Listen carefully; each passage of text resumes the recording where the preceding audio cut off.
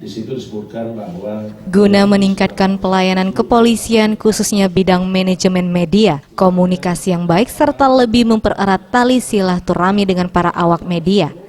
Kapolda Sumsel menggelar malam keakraban bersama insan pers di Kota Palembang.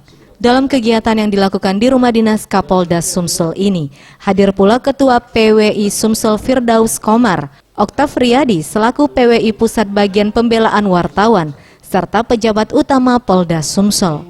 Kapolda Sumsel Irjen Pol Firly mengungkapkan, silaturahmi bersama awak media ini merupakan bentuk rasa kecintaan yang begitu besar pada wartawan. Menurutnya polisi dan wartawan merupakan simbiosis mutualisme yang saling membutuhkan antara media dengan pihak kepolisian.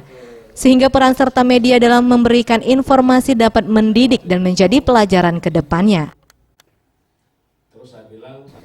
Selain temu akrab, mantan Deputi Penindakan KPK ini juga berbagi pengalamannya selama berdinas di beberapa tempat di Indonesia.